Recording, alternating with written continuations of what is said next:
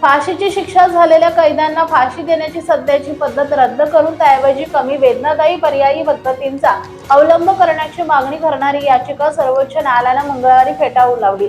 मात्र या निर्णयामुळे केंद्र सरकारला फाशीच्या सध्याच्या पद्धतीचा तज्ञांच्या समितीमार्फत सर्वसमावेशक आढावा घेण्यास कोणतीही मनाई नसल्याचं न्यायालयाने स्पष्ट केलंय। न्यायमूर्ती विक्रमनाथ आणि न्यायमूर्ती संदीप मेहता यांच्या खंडपीठाने स्पष्ट केले की फाशीची शिक्षा झालेल्या कैद्याची प्रतिष्ठा राखतानाच त्याला होणाऱ्या अनावश्यक वेदना कमी करण्याच्या घटनात्मक उद्दिष्टांची अधिक चांगल्या प्रकारे पूर्तता करणारी पर्यायी पद्धत उपलब्ध आहे का याचा केंद्र सरकार विचार करू शकते। त्यासाठी तज्ञ समितीमार्फत सध्याच्या पद्धतीचे परीक्षण केले जाऊ शकते। ज्येष्ठ वकील ऋषी मल्होत्रा यांनी 2017 मध्ये दाखल केलेल्या याचिकेत फाशीची सध्याची पद्धत कायद्यातून हटवण्याची मागणी केली होती। त्याऐवजी शिरेवाटे, प्राणघातक इंजेक्शन, गोळ्या घालणं, विजेचा धक्का किंवा गॅस चेंबर यांसारख्या पर्यायी पद्धतींचा अवलंब करण्याची मागणी याचिकेत करण्यात आली होती।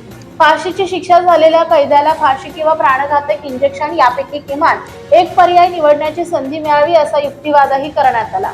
मार्च 2023 मध्ये सर्वोच्च न्यायालयाने फाशीची सध्याची पद्धत योग्य आणि तुलनेने कमी वेदनादायी आहे का याचा अभ्यास करण्यासाठी तज्ञ समिती स्थापन करण्याची शक्यता व्यक्त केली होती।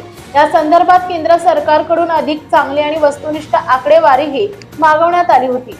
फाशीची शिक्षा देण्यासाठी कोणती विशिष्ट पद्धत स्वीकारावी असे निर्देश विधिमंडळाला देण्याचा अधिकार न्यायालयाला नसल्याचं खंडपीठाने स्पष्ट केलंय। दरम्यान 2018 मध्ये केंद्र सरकारने सध्याच्या कायदेशीर तरतुदीचं समर्थन केलं होतं। फाशीची प्रक्रिया जलद आणि सोपी असून त्यातून कैद्याला अनावश्यक वेदना किंवा क्लेश होत नसल्याचं केंद्रीय गृह मंत्रालयाने प्रतिज्ञापत्राद्वारे सांगितले होते। या प्रकरणात विधी आयोगाच्या 187व्या अहवालाचाही संदर्भ देण्यात आला होता।